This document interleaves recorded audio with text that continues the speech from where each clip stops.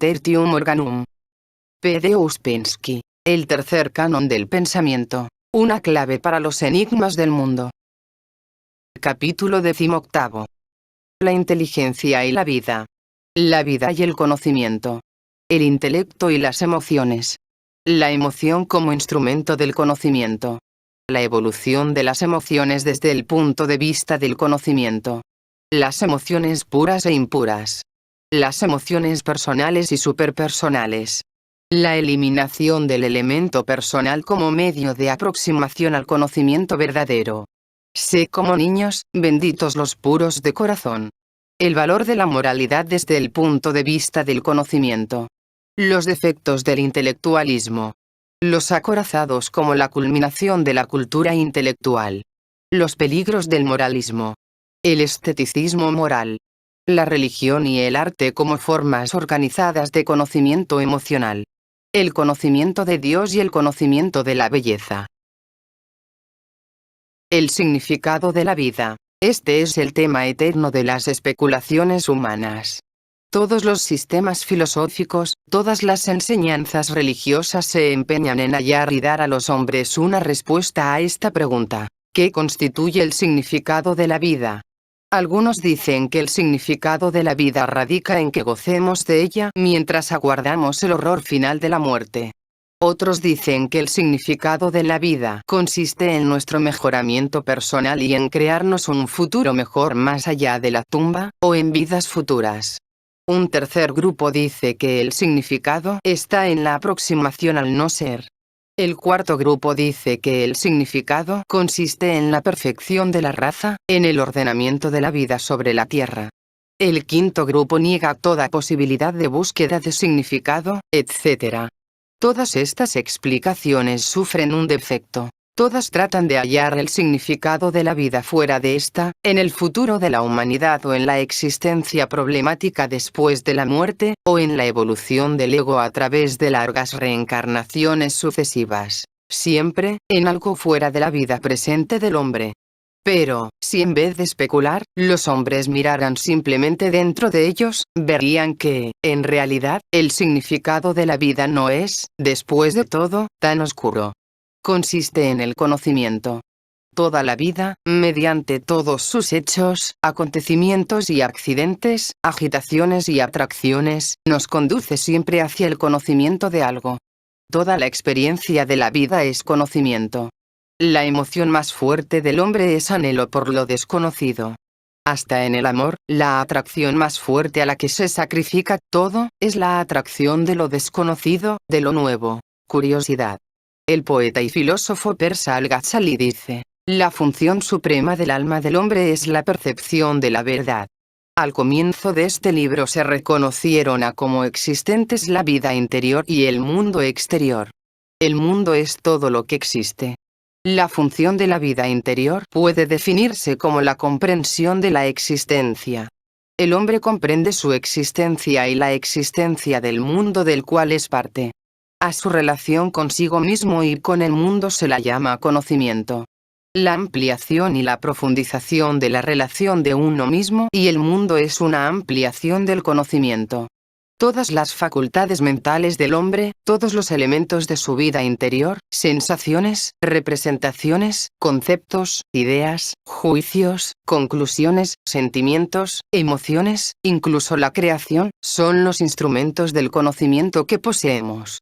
Los sentimientos, desde las emociones más simples hasta las más elevadas, como las estéticas, religiosas y morales, y la creación, desde la de un salvaje que se inventa un hacha de piedra hasta la de Beethoven, son medios del conocimiento. Solo a nuestra estrecha visión humana le parece que sirven a otras finalidades. La protección de la vida, la creación de algo, o el goce. En realidad, todo esto sirve al conocimiento.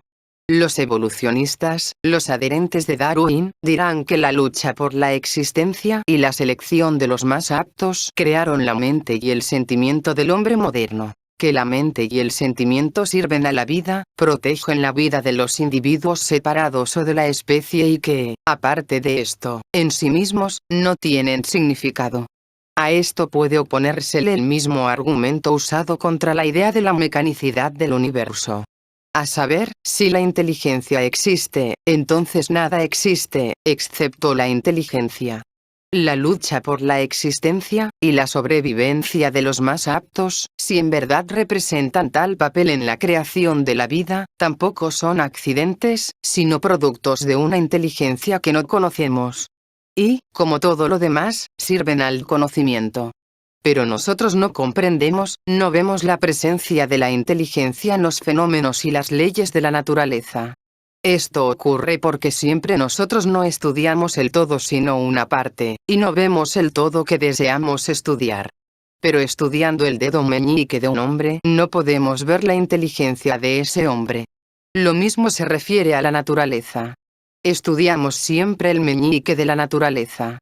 Si comprendemos esto y no entendemos que toda vida es la manifestación de una parte de algún todo, solo entonces se abre una posibilidad de conocer a ese todo. A fin de conocer la inteligencia de un todo dado, debe entenderse el carácter de ese todo y sus funciones. De manera que la función del hombre es el conocimiento y el conocimiento de sí. Pero sin entender al hombre como un todo, es imposible entender su función. A fin de entender qué es nuestra mente, cuya función es el conocimiento, es necesario aclarar nuestra relación con la vida.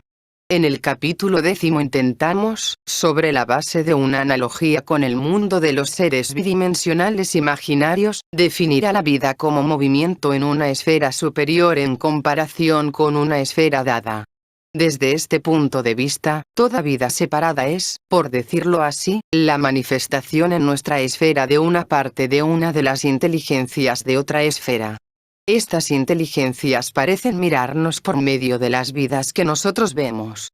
Cuando muere un hombre, se cierra un ojo del universo, dice Fechner. Toda vida humana separada es un momento de la vida del gran ser que vive en nosotros. Toda separada vida de un árbol es un momento de la vida del ser de la especie o la variedad. Las inteligencias de estos seres superiores no existen independientemente de las vidas inferiores. Son dos lados de la misma cosa. Cada mente humana individual puede producir en alguna otra sección del mundo la ilusión de muchas vidas. Es muy difícil ilustrar esto con un ejemplo. Pero si tomamos la espiral de Hinton, que atraviesa un plano, y un punto que corre en círculos sobre el plano, capítulo 6, página 64, y suponemos que la espiral es la mente, entonces, el punto móvil de intersección de la espiral con el plano representaría una vida. Este ejemplo ilustra la relación posible entre la mente y la vida. La vida y la muerte nos parecen diferentes y separadas una de la otra, porque no sabemos cómo mirar, cómo ver. Y, a su vez, esto se debe al hecho de que nos es muy difícil salir del sistema de nuestras divisiones. Vemos la vida de un árbol, este árbol. Y si nos dicen que la vida del árbol es una manifestación de alguna mente, entendemos que esto significa que la vida de este árbol es una manifestación de la mente de este árbol. Por supuesto, esto es un absurdo que resulta de nuestro pensamiento tridimensional, de la mente euclidiana. La vida de este árbol es una manifestación de la mente de la especie o la variedad, o tal vez, de la inteligencia de todo el reino vegetal. Del mismo modo, nuestras vidas individuales son manifestaciones de alguna gran inteligencia. Prueba de esto se halla en el hecho de que nuestras vidas no tienen significado alguno aparte del proceso de adquirir conocimiento. Y un hombre reflexivo cesa de sentir dolorosamente la ausencia de significado en la vida solamente cuando comprende esto y empieza a esforzarse conscientemente en la dirección que inconscientemente estaba siguiendo antes. Además, esta adquisición de conocimiento, que constituye nuestra función en el mundo, no solo la logra nuestro intelecto, sino todo nuestro organismo, todo nuestro cuerpo, toda nuestra vida, y toda la vida de la sociedad humana, sus organizaciones e instituciones, toda la cultura y toda la civilización, todo lo que conocemos en la humanidad y, más aún, lo que no conocemos. Y conseguimos conocer lo que merecemos conocer. Si sobre el aspecto intelectual del hombre decimos que su finalidad es la adquisición del conocimiento, esto suscitará alguna duda. Todos están de acuerdo en que el intelecto del hombre, con todas sus funciones subordinadas, existe con la finalidad de adquirir conocimiento, aunque a la facultad del conocimiento se la considere muy a menudo como subordinada. Pero no están tan claras las cosas respecto a las emociones. Alegría, pesar, ira, miedo, amor, odio, orgullo, compasión, celos. Respecto al sentido de la belleza, al sentido estético y a la creación artística. Respecto al sentido moral. Respecto a todas las emociones religiosas. Fe, esperanza, veneración, etc. Y respecto a toda la actividad humana. Por regla general no vemos que todas las emociones y toda la actividad humana sirven al conocimiento. ¿De qué modo el temor, el amor o el trabajo podrán servir al conocimiento? Nos parece que sentimos mediante las emociones, creamos mediante el trabajo. El sentimiento y la creación nos parecen algo diferente del conocimiento. Respecto al trabajo, a la creación, a la fabricación de algo, más bien tendemos a pensar que exigen conocimiento, y si lo sirven, lo hacen solo indirectamente. Del mismo modo, no podemos entender cómo las emociones religiosas pueden servir al conocimiento. Habitualmente, lo emocional se opone a lo intelectual. El corazón se opone a la razón. A la razón fría o al intelecto se lo coloca en un lado, y en el otro a los sentimientos, las emociones, el sentido artístico. Y luego, también muy separadamente, el sentido moral, el sentimiento religioso, la espiritualidad. El error radica aquí en la interpretación de las palabras intelecto y emoción. Entre intelecto y emoción hay una aguda distinción. El intelecto, considerado en conjunto, es también emoción. Pero en lenguaje coloquial corriente y en psicología conversacional la razón se opone al sentimiento. Luego viene la voluntad, situada como facultad separada e independiente. Los moralistas colocan al sentido moral como algo muy aparte. Las personas religiosas ponen a la espiritualidad o la fe como algo enteramente separado. Se dice a menudo, la razón superó al sentimiento, la voluntad superó al deseo. El sentido del deber venció a la pasión. La espiritualidad superó a la intelectualidad. La fe superó a la razón. Pero todas estas son erróneas expresiones de la psicología coloquial, tan incorrectas como las de salida del sol y puesta del sol. En el alma humana no existen sino emociones o la coexistencia armónica de estas. Esto lo comprendió claramente Spinoza cuando dijo que a una emoción solo la podrá vencer otra más fuerte, y nada más. La razón, la voluntad, el sentido del deber, la fe, la espiritualidad, solo podrán vencer a alguna otra emoción mediante el elemento emotivo contenido en ellas. El asceta que mata en sí mismo todos los deseos y pasiones, los mata mediante su deseo de salvación. Un hombre que renuncia a todos los placeres mundanos, renuncia a ellos por el gozo de su sacrificio, de su renunciamiento. Un soldado que muere en su puesto por sentido del deber o hábito de obediencia lo hace porque la emoción de la devoción o la fidelidad, o la pasividad habitual son en él más fuertes que todo el resto. Un hombre cuyo sentido moral le dice que debe vencer a su pasión, lo hace porque en él el sentido moral, o sea, cierta emoción, es más fuerte que sus otros sentimientos, sus otras emociones. En realidad, todo esto es tan claro y simple como el día, y las personas solo se confunden porque, al llamar a diferentes grados de una misma cosa con diferentes nombres, empiezan a haber diferencias fundamentales donde la diferencia es solo de grado. La voluntad es la resultante de los deseos. Llamamos hombre de fuerte voluntad aquel cuya voluntad sigue una línea definida sin desviarse de ella, y llamamos hombre de débil voluntad aquel que sigue un curso zigzagueante, desviándose ora en una, ora en otra dirección bajo la influencia de cada nuevo deseo. Pero esto no significa que voluntad y deseo sean dos cosas opuestas. Por el contrario, son una misma cosa, porque están construidas con deseos. La razón no puede superar al sentimiento, porque el sentimiento solo puede ser superado por el sentimiento.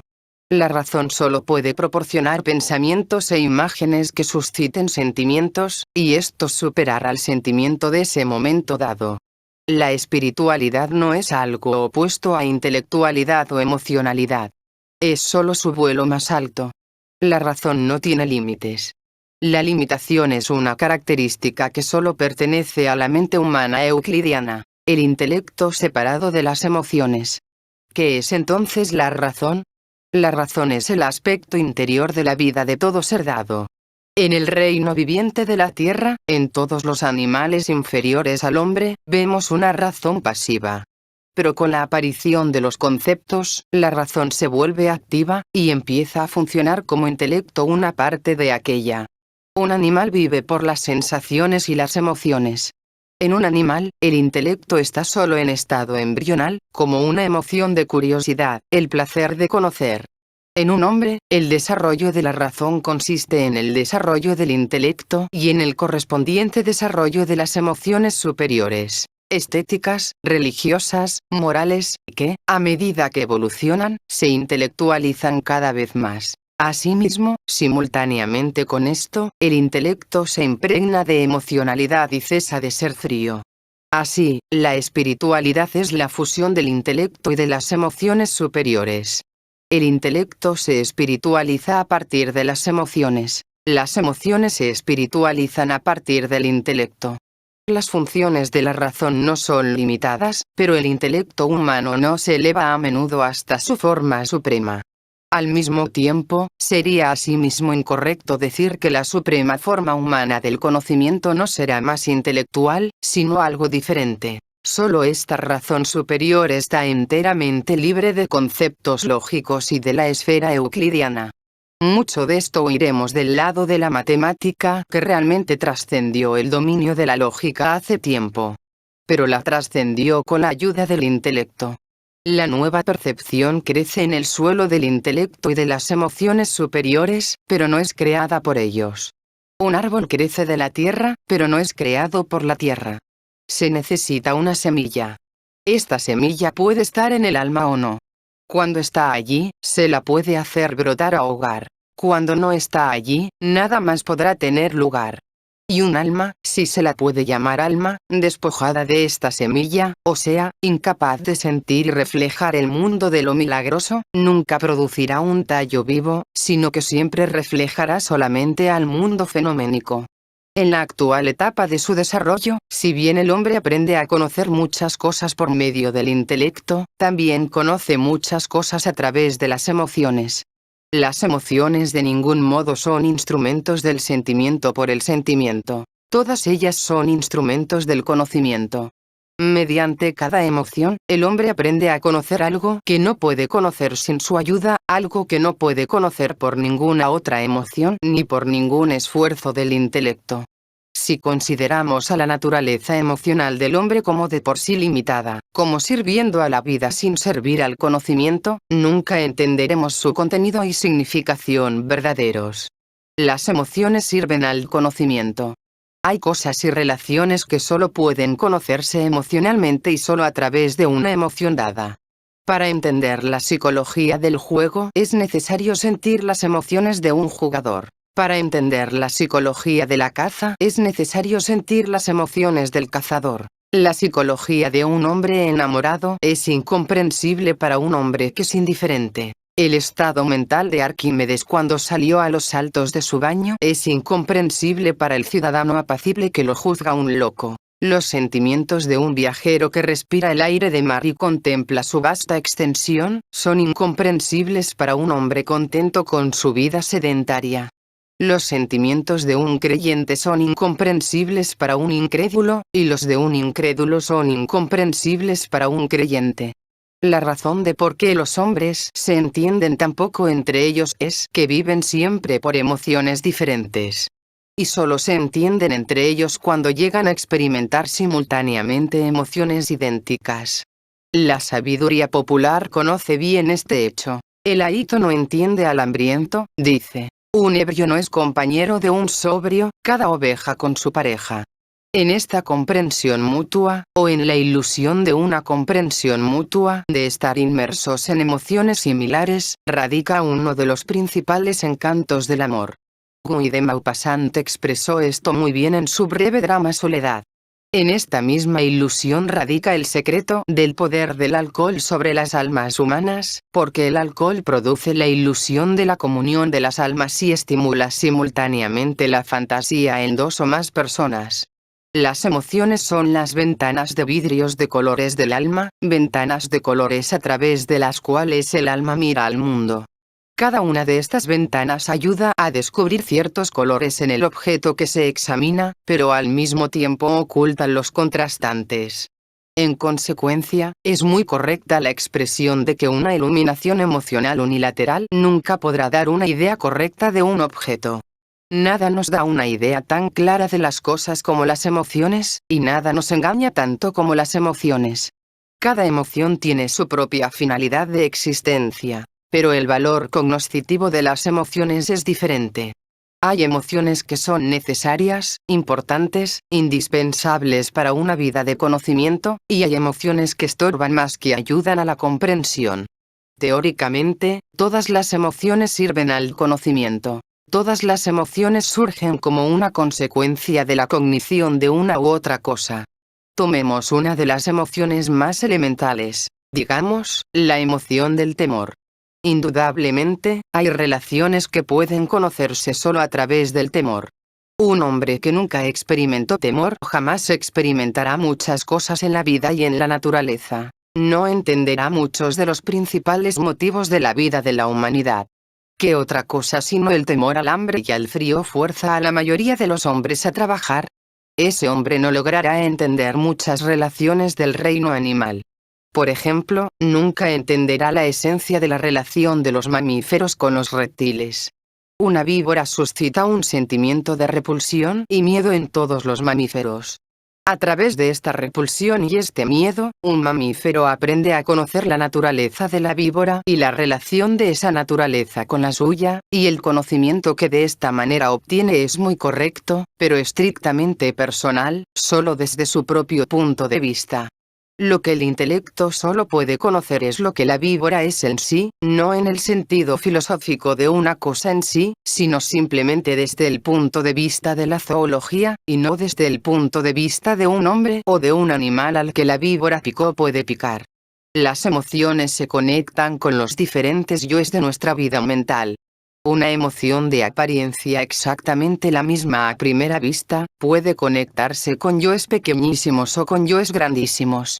Y, según esto, pueden ser muy diferentes el papel y la significación de esa emoción en la vida del hombre. El establecimiento de un yo permanente es obstaculizado principalmente por un cambio constante de emociones, cada una de las cuales se llama yo y se empeña en apoderarse del poder sobre el hombre. Y este es un obstáculo particularmente grande cuando las emociones surgen y se desarrollan en los reinos de la vida interior que se conectan con cierto género de autoconsciencia y autoafirmación. Estas se llaman emociones personales. La señal evolutiva de las emociones es su liberación respecto del elemento personal y su transición a planos superiores. La liberación respecto de elementos personales acrecienta la facultad cognoscitiva de las emociones, porque cuantos más elementos personales haya en una emoción, más capaces de inducir a engaño.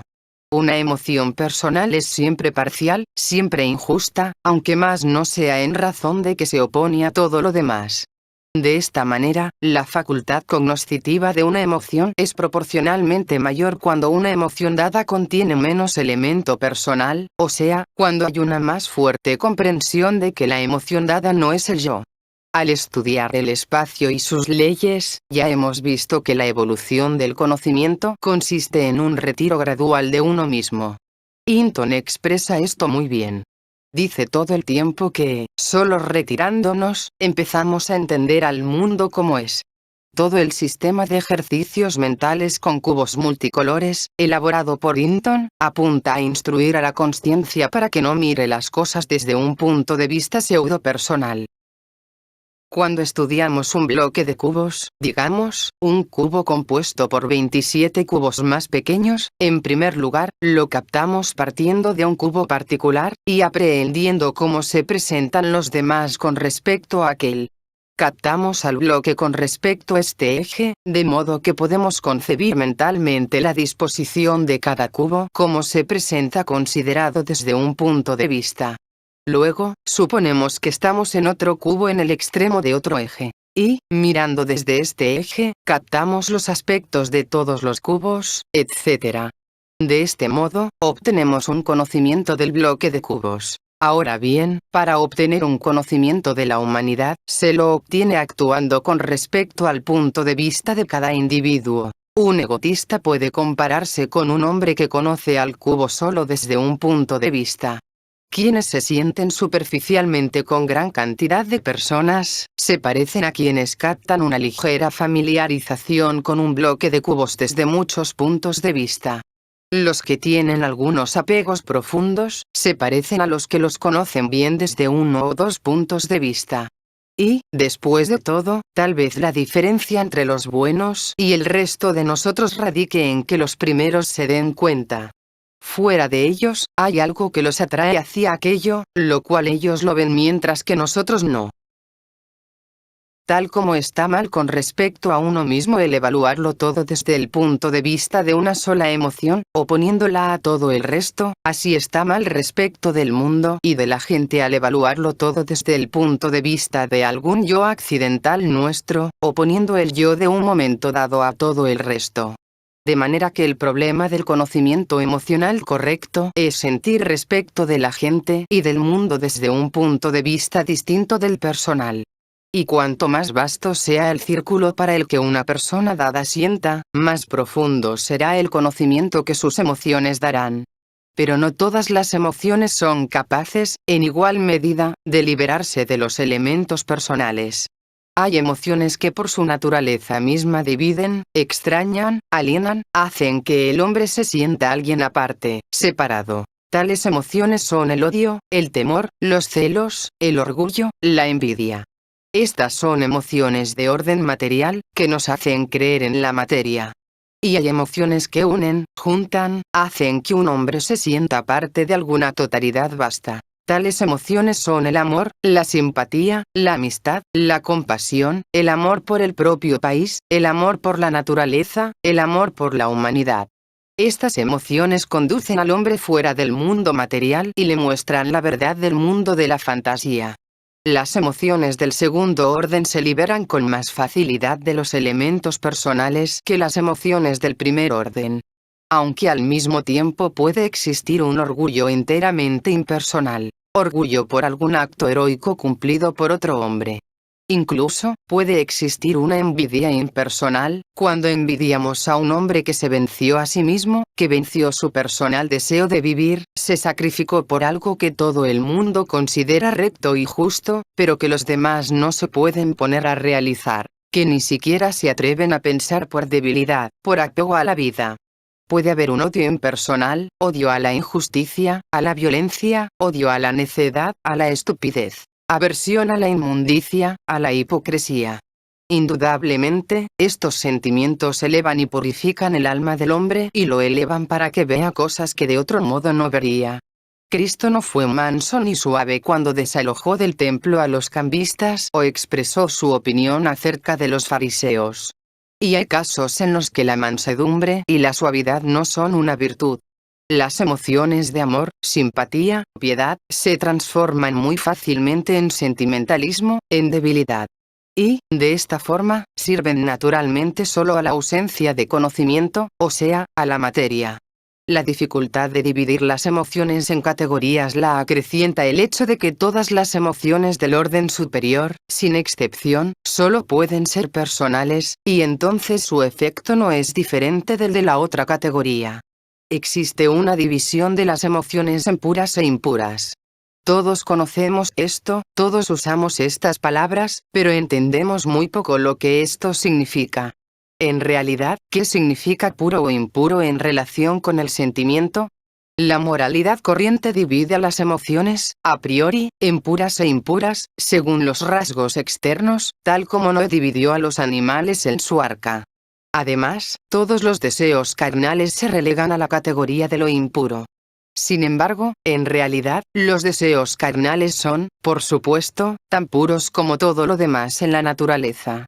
No obstante, hay realmente emociones puras e impuras. Todos sabemos bien que hay verdad en esta división. ¿Dónde está, pues? ¿Qué significa? Un examen de las emociones desde el punto de vista del conocimiento solo podrá dar una clave de este problema. Una emoción impura es exactamente lo mismo que un vidrio sucio, agua sucia o un sonido impuro, o sea, una emoción que no es pura, que contiene materia extraña o un sedimento, o es la repercusión de otras emociones, que es impura mixta.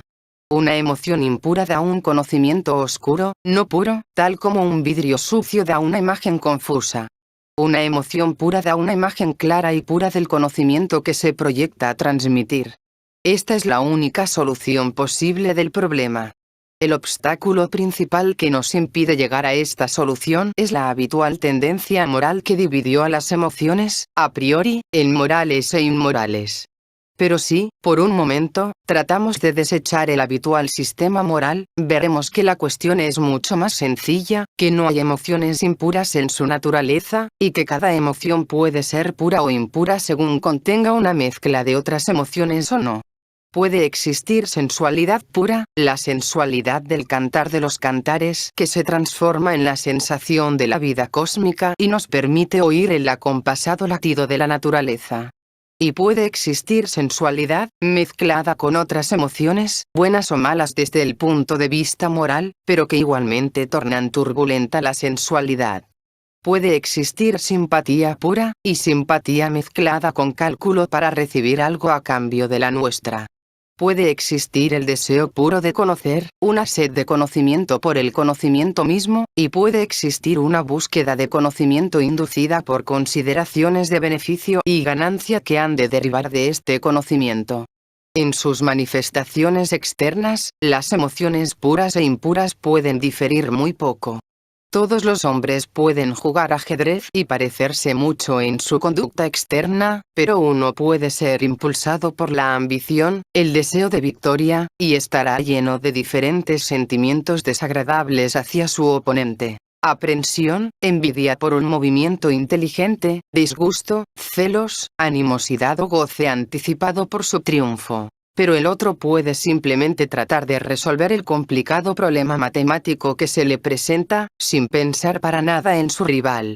La emoción del primero será impura porque está demasiado mezclada. La emoción del segundo será pura. Por supuesto, lo que esto significa es perfectamente evidente. Ejemplos de tal división de emociones similares en lo externo pueden verse constantemente en las actividades artísticas, literarias, científicas, sociales y hasta espirituales y religiosas de los hombres. En todos los dominios, solo la victoria completa sobre el elemento personal conduce al hombre a un correcto conocimiento del mundo y de sí mismo. Todas las emociones matizadas por el elemento personal semejan vidrios cóncavos, convexos o distorsionantes que refractan incorrectamente los rayos y de tal manera deforman la imagen del mundo. El problema del conocimiento emocional consiste, pues, en una correspondiente preparación de las emociones que sirvan de instrumentos del conocimiento. Sé como niños, y bienaventurados los puros de corazón.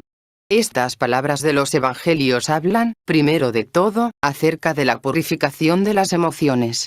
Es imposible conocer correctamente a través de las emociones impuras.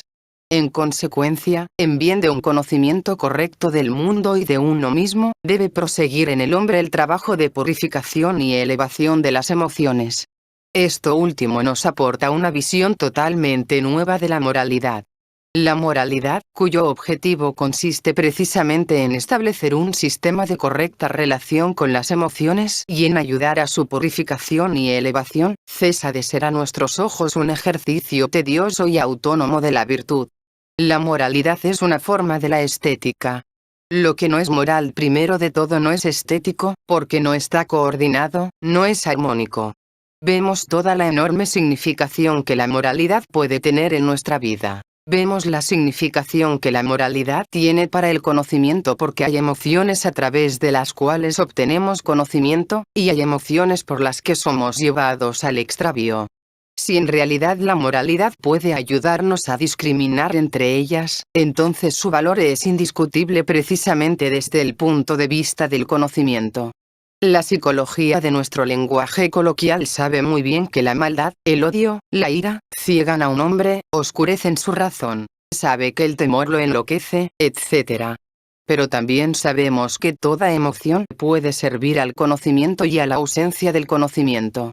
Tomemos una emoción, valiosa y capaz de elevadísima evolución, como el placer de la actividad. Esta emoción es una potente fuerza motora de la cultura, sirve para el perfeccionamiento de la vida y el desarrollo de todas las facultades superiores del hombre. Pero la misma emoción es también la causa de una interminable serie de errores y de pasos en falso que la humanidad comete y por los que después ha de pagar acerbamente.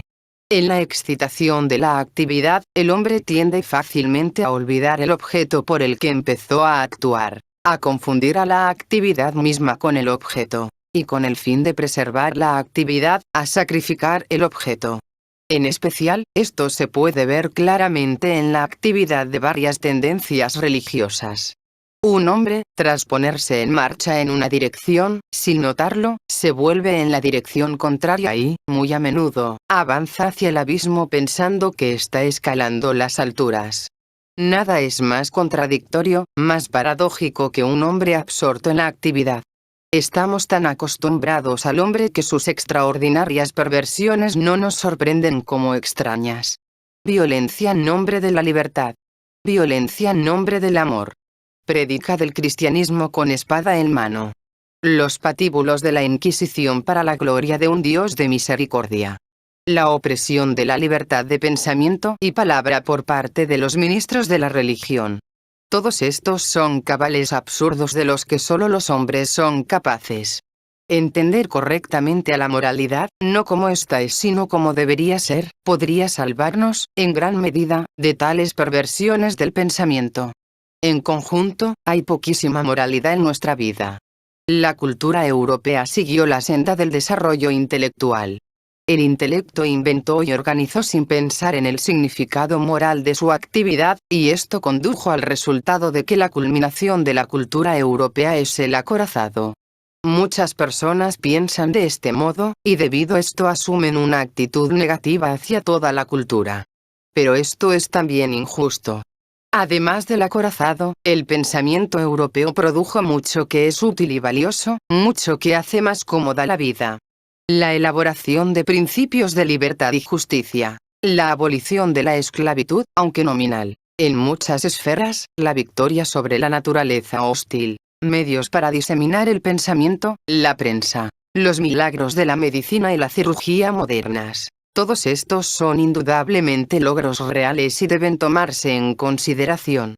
Pero en ellos no hay moralidad, o sea, no hay verdad, por el contrario, hay muchas mentiras. Nos contentamos con los principios como principios, nos sosiega el pensar que un día se aplicarán a la vida, y de ningún modo nos sorprende o perturba el hecho de que, mientras hacemos evolucionar bellos principios, toda nuestra vida, o sea, la vida de la humanidad culta, marcha en la dirección contraria. Un europeo culto inventa con igual facilidad una ametralladora y un nuevo aparato quirúrgico. La cultura europea se inició con la vida de un salvaje, como si tomara esta vida como pauta y empezara a desarrollar todos sus aspectos, sin pensar en su valor moral. El salvaje aplastaba la cabeza de su enemigo con un simple garrote. Nosotros inventamos artefactos complicadísimos con la misma finalidad, que son capaces de aplastar simultáneamente cientos y cientos de cabezas. Los vuelos, con los que los hombres soñaron durante miles de años, ya se lograron y emplearon, primero de todo, con fines bélicos. La moralidad debería haber sido la coordinación de todos los aspectos de la vida, o sea, de todas las acciones del hombre y de la humanidad con las emociones superiores y los logros superiores del intelecto. Desde este punto de vista resulta claro por qué se dijo que la moralidad es una forma de la estética. La estética, el sentido de la belleza, es el sentido de la relación de las partes con el todo, la necesidad de cierta relación armónica. Y la moralidad es lo mismo. Las acciones, los pensamientos y los sentimientos no son morales cuando son incoordinados, inarmónicos con la comprensión superior y las sensaciones superiores accesibles al hombre. La introducción de la moralidad en nuestra vida la haría menos paradójica, menos contradictoria, más lógica y, sobre todo, más civilizada. Porque nuestra jactanciosa civilización está muy comprometida con el acorazado, o sea, con las guerras y con todo lo que se relaciona con estas, lo mismo que con muchas cosas de tiempos de paz, como la pena capital, las prisiones, etc. La moralidad o la estética moral, en el sentido en que se la toma aquí, es indispensable para nosotros. Sin ella, olvidamos con demasiada facilidad que la palabra tiene, después de todo, alguna relación con el acto. Nos interesamos por muchas cosas, examinamos muchas cosas, pero, por alguna razón, fracasamos completamente en advertir la falta de correspondencia entre nuestra vida espiritual y nuestra vida en la tierra. De modo que vivimos en dos vidas. En una de ellas somos excesivamente estrictos con nosotros mismos. En la otra, por el contrario, nos consentimos con muchísima facilidad toda clase de compromisos, fracasamos muy fácilmente en ver lo que no deseamos ver. Y nos reconciliamos con esta división. Es como si ni siquiera halláramos necesario llevar a la práctica nuestras ideas, como si esta división entre lo real y lo espiritual casi la convirtiéramos en un principio. El resultado son todas las monstruosidades de la vida moderna, toda la infinita falsificación de nuestra vida. Falsificación de la prensa, del arte, del teatro, de la ciencia, de la política. Falsificación que nos ahoga como una sucia ciénaga, pero que nosotros creamos porque nosotros mismos, y nadie más, somos siervos y vasallos de esta falsificación. No somos conscientes de la necesidad de llevar nuestras ideas a la práctica, de introducirlas en nuestra vida cotidiana, y admitimos la posibilidad de que esta actividad es contraria a nuestras aspiraciones espirituales. En otras palabras, admitimos la posibilidad de que siga una de las pautas estereotipadas, cuyo perjuicio reconocemos, pero del que ninguno de nosotros se hace responsable individualmente, porque no las creó. No tenemos sentido de responsabilidad personal, no tenemos valentía, ni siquiera conciencia de que sean necesarias. Todo esto habría sido tristísimo, desesperadamente triste, si el concepto, nosotros fuera en realidad tan indiscutible. Sin embargo, en realidad, lo correcto del término mismo nosotros está sujeto a graves dudas. La enorme mayoría de la población del globo terráqueo está realmente empeñada en destruir, deformar y falsificar las ideas de la minoría. La mayoría no tiene ideas propias. Es incapaz de entender las ideas de la minoría y, si se la deja en libertad, está inevitablemente obligada a deformar y destruir. Imaginémonos un zoológico lleno de monos. Un hombre trabaja en ese zoológico. Los monos observan sus movimientos y tratan de imitarle. Pero solo pueden imitar los movimientos externos. La finalidad y el significado de estos movimientos están ocultos para ellos. Por tanto, sus movimientos tienen un resultado enteramente diferente. Y si los monos logran salir de la jaula y apoderarse de las herramientas del hombre, tal vez destruyan todo el trabajo de este hombre y se causen mucho daño a sí mismos. Pero jamás podrán crear nada. En consecuencia, un hombre cometería un gran error si hablara del trabajo de ellos y se refiriera a ellos como nosotros. La creación y la destrucción, o más bien, la aptitud para crear y la aptitud solo para destruir, son los dos signos principales de los dos tipos o dos razas de hombres. La moralidad es necesaria para el hombre. Solo desde el punto de vista de la moralidad es posible distinguir sin vacilar entre el trabajo del hombre y la actividad de los monos. Al mismo tiempo, en ninguna parte los engaños surgen más fácilmente que en el dominio de la moralidad. Absorto en su propia moralidad y en sus prédicas morales, un hombre olvida el objeto de la perfección moral, olvida que ese objeto consiste en el conocimiento. Empieza a ver el objeto en la moralidad misma. Luego, tiene lugar una división a priori de las emociones en buenas y malas, morales e inmorales. Al mismo tiempo, se pierde por completo una comprensión correcta del objeto y del significado de las emociones. Un hombre está absorto en su bondad. quiere que todos los demás sean tan buenos como él o como el ideal remoto que se fijó. El resultado es el goce de la moralidad por la moralidad misma, o una suerte de deporte moral, el ejercicio de la moralidad por la moralidad misma. Esto detiene todo pensamiento. Un hombre empieza a tener miedo de todo. Por doquier, en todas las manifestaciones de la vida, empieza a ver algo inmoral, que amenaza con despeñarle o despeñar a otras personas de la altura hasta la que se elevaron o pueden elevarse. Ese hombre desarrolla una actitud muy recelosa hacia la moral de los demás. En el calor de su proselitismo, deseoso de esparcir sus puntos de vista morales, empieza a considerar con clara hostilidad todo lo que no está de acuerdo con su moralidad. Todo esto se torna negro para sus ojos. Con una completa libertad como punto de partida, se convence muy fácilmente, por medio de unos pocos compromisos, de que es necesario luchar contra la libertad. Ya empieza a admitir una censura de pensamiento. Le parece inadmisible una libre expresión de opiniones contrarias a las de él.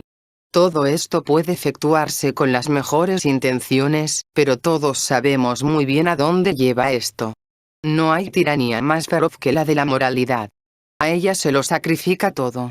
Y, naturalmente, nada nos ciega más que tal tiranía, que tal moralidad. Empero, la humanidad necesita moralidad, pero de una índole enteramente diferente. Una moralidad que se base en datos reales de conocimiento superior. La humanidad la está buscando apasionadamente y tal vez la encuentre. Entonces, sobre la base de esta nueva moralidad tendrá lugar una gran división, y los pocos que puedan seguirla empezarán a gobernar a los demás, o desaparecerán por completo. En todo caso, debido a esta nueva moralidad y a las fuerzas que ésta introduce, desaparecerán las contradicciones de la vida y ese animal bípedo, que constituye la mayoría de la humanidad, no será ya capaz de posar como hombre. Las formas organizadas del conocimiento intelectual son la ciencia, que se basa en la observación, el cálculo y la experiencia, y la filosofía, que se basa en el método especulativo del razonamiento y la deducción. Las formas organizadas del conocimiento emocional son la religión y el arte. Las enseñanzas religiosas, asumiendo el carácter de cultos y apartándose así de la revelación original sobre la que fueron fundadas, se basan enteramente en la naturaleza emocional del hombre. Templos majestuosos, las magníficas vestiduras de sacerdotes y acólitos, la pompa de los ritos religiosos, las procesiones, los sacrificios, cánticos, música y danzas. El objeto de todo esto es incitar cierto estado emocional, suscitar ciertos sentimientos definidos. Los mitos religiosos, las leyendas, los relatos de las vidas de dioses y santos, las profecías, los apocalipsis, cuando pierden su finalidad original de servir al conocimiento, persiguen el mismo objetivo. Todos actúan sobre la imaginación, sobre el sentimiento. La finalidad de todo esto es dar al hombre un Dios, darle moralidad, o sea, hacerle accesible un conocimiento claro del lado oculto del mundo. La religión puede desviarse de su verdadero objeto, puede servir intereses y objetos terrenos. Pero su origen radica en la búsqueda de la verdad y de Dios. El arte sirve a la belleza, o sea, a un género particular de conocimiento emocional. El arte halla su belleza en todo y hace que un hombre lo sienta y, de esta manera, conozca. El arte es un potente instrumento del conocimiento del mundo neumónico. Los misterios, uno más profundo y más asombroso que otro, se revelan a la visión del hombre si éste tiene la llave mágica. Pero el mero pensar que este misterio no es para el conocimiento, sino para el goce, destruye todo el encanto. Tan pronto como el arte empieza a gozar de la belleza que ya se halló, en vez de buscar nueva belleza, todo progreso se detiene, y el arte se transforma en un inútil esteticismo que rodea al hombre con un muro y le impide ver más allá. La búsqueda de la belleza es el objeto del arte, tal como la búsqueda de Dios y la verdad es el objeto de la religión. Como el arte, la religión no progresa más cuando cesa de buscar a Dios y a la verdad y empieza a pensar que los encontró. Esta idea se expresa en los evangelios. Buscad el reino de Dios y su justicia. No dice que hallaréis, sino solo, buscad. La ciencia, la filosofía, la religión y el arte son formas del conocimiento. El método de la ciencia es la observación, el cálculo, la experiencia. El método de la filosofía es la especulación. El método de la religión y del arte es la sugestión emocional, moral o estética. Pero la ciencia, la filosofía, la religión y el arte empiezan realmente a servir al conocimiento verdadero solo cuando empiezan a manifestar intuición, o sea, el sentir y el hallar algunas cualidades interiores en las cosas. En realidad, puede decirse, y tal vez esto sea más correcto, que el objeto de los sistemas científicos y filosóficos, incluso puramente intelectuales, no es dar cierta información a los hombres, sino elevar al hombre a una altura de pensamiento y sentimiento en la que pueda pasar a las formas nuevas y superiores de conocimiento, de las que el arte y la religión están muy próximas. Además, debe tenerse muy presente que la división misma de ciencia, filosofía, religión y arte muestra su insuficiencia. Una religión completa abarca religión, arte, filosofía y ciencia. Un arte completo abarca arte, filosofía, ciencia y religión. La ciencia completa, la filosofía completa abarcarán la religión y el arte. Una religión que contradiga a la ciencia y una ciencia que contradiga la religión son igualmente falsas.